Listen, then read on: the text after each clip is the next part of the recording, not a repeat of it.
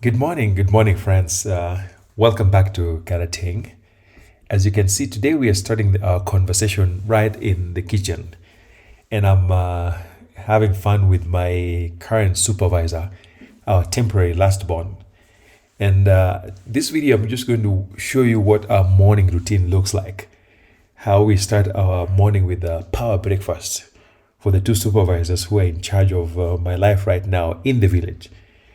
So, the story I want to talk about today, again, is similar to what we've been discussing this week about returnees and some of the experiences they go through. But I'm going to take it back all the way to how things begin. Now, before folks return home finally from abroad, their stories often begin with exciting experiences, and many of them are really hilarious stories about their first couple of days, first couple of months, first couple of years. But unfortunately, in a few cases, things don't go quite well. And this is what I'm going to explore today. Many folks arrive in diaspora really not knowing what fresh hell awaits them when they run into the wrong hosts. Now, the people returning from abroad have a lot of stories, lots of really good stories, not so good stories. But I'm going to share those of folks that I've known over the years, and this might also include mine.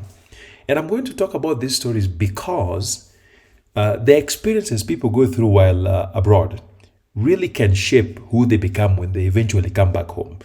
Sometimes our experiences make us more compassionate, more generous, more understanding, and many other good things. Some of these experiences also actually shape our career pathways. For example, if you land into a military home, chances that you're going to join military is relatively high. A lot of African immigrants also enter the medical field, in part because the people we get into their homes or our hosts typically work in the medical field, and so the first couple of experiences in diaspora really influence who we become in diaspora and who we eventually turn into when we come back home. And this also includes some of the traumatic experiences that in some cases actually end up magnifying mental health problems like anxiety, depression, and things like that.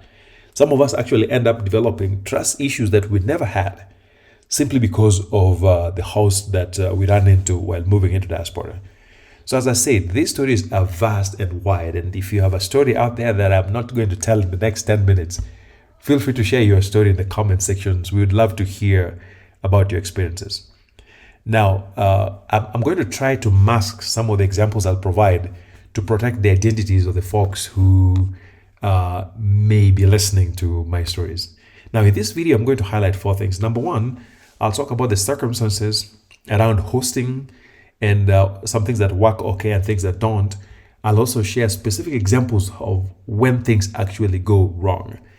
And then I'll explain things that I believe could explain the circumstances I'll share. Then lastly, I'm going to share tips on what folks can do to minimize risk, especially folks who are thinking about moving to a diaspora.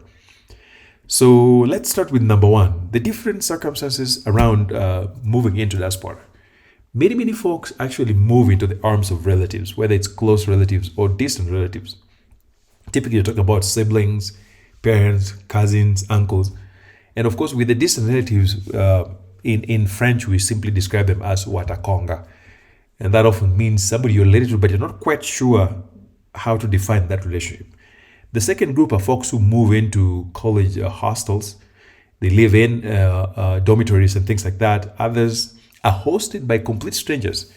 And in fact, more recently, I see people connecting with other Kenyans on groups such as Kwitu, Luitu, and whatnot.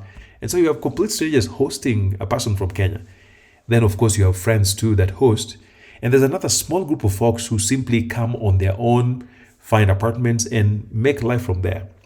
Now, each of these circumstances can be good or bad. So I'm not suggesting that any one method is better than the other.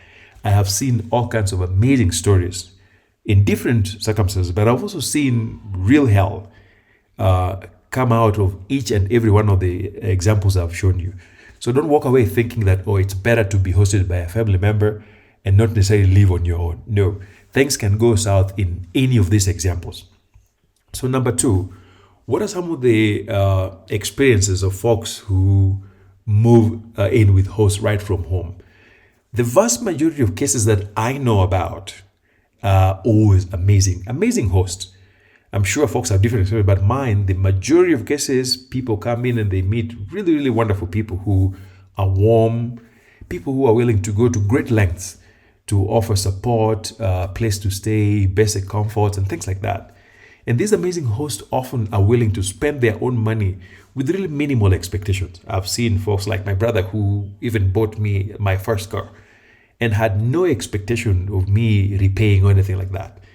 And then you've got hosts who are really patient because they know that the first couple of months or years can be really tough. So yes, the vast majority of cases that I know about are amazing people who do wonderful. However, I've seen a small segment of hosts or hosting situations where things really fall apart. And I'm going to give you almost about 10 examples. The first example is I've seen folks where a person makes arrangements for another individual in Kenya to travel to diaspora. The host does everything. It even goes as far as paying for air tickets. And then as soon as the new person lands in America, the host disappears. They don't even pick this person from the airport. I've seen lots of those cases where the people are just nice up until the new person arrives and then they disappear.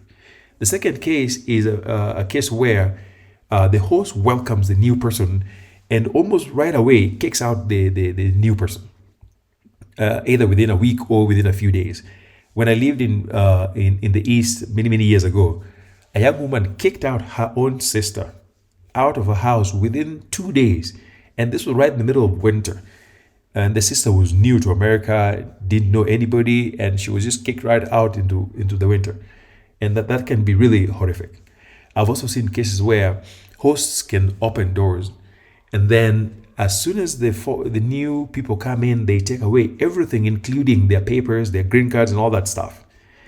And sometimes this is also linked with what we call identity theft, where the host actually takes the papers from the new person, creates a different identity, they take credit cards, they accrue debt, which gives the new person massive problems with debt and taxes and all that.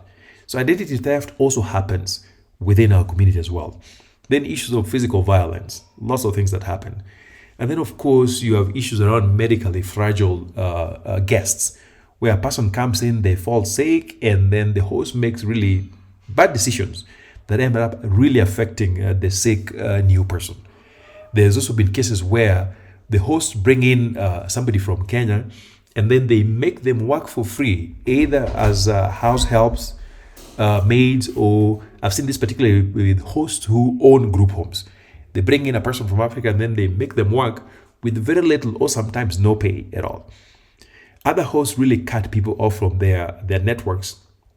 And then of course you have issues of sexual violence. And this is often more common within cases where a young woman brings a female friend to America, and then the husband in that house may have their own issues, and then they start acting very weird sexually around this new person. That happens quite a bit. And unfortunately, some of these cases actually involve relatives, where it's the male relative sexually molesting female relatives from Kenya. So here are some of the explanations that I think could explain but not justify the problems I'm talking about. Number one, there are just humans out there who are simply predators of all kinds of nature. I've seen people who, when they see a new person who is vulnerable, the first thing they think about is, how can I milk the most out of this person, whether it's financially or any other means. I know of a case of two people. One is new, one had been in the US for a long time, all sitting in the same class. They end up sitting in a class doing a paper that kind of looks similar. And when the instructor found that, the person who had been in the US longer convinced the new person to accept responsibility. And then the new person ended up failing that course, and the other predator passed, when it was actually the predator's fault. So there's some humans that are just predators, and unfortunately many of them are family members. And that also is linked to the sexual deviants that are out there. A lot of them are just family members or close folks. Now, sometimes things go wrong because of the ignorance on the part of the host. There are people who have lived in the US for a long time, but they really have no idea how some things work. And so they're going to make decisions that could be really deadly. Like in my case, my brother nearly died, not because he lived with bad people. He had like a great group of folks who just didn't know the resources that could have helped. But yeah, sometimes the host really just doesn't know enough. It's not because they're bad people, they just didn't know how to address things. In some cases, hosts are in survival mode, so they make choices just to survive. In other cases, unexpected problems pop up, like a host loses a job right when the new person comes in. In a few cases, I've seen problems linked to spouses, where a spouse is just a terrible human being who there's some people who are just difficult to live with. And this is where we also talk about the examples of men who have female guests and then they prey on them. So spouses can also be problematic when it comes to hosting situations. And maybe I'm not listing everything. So if I'm missing any other circumstance here, again, feel free to share with us your example here. So here are some things that I think folks can do to minimize risks. So one, please do your homework before coming to diaspora. Make sure you know who your host is, who they live with, their circumstances, and if there are potential red flags, you want to keep an eye on that. Again, related to that, we ask folks, please don't lose your sixth sense, the common sense. Some of us come in diaspora with too much innocence where we don't pay attention to potentially red flags. Don't lose your sixth sense. Again, stay in touch with loved ones. Usually they're the ones who will notice there's a problem and you need to be rescued.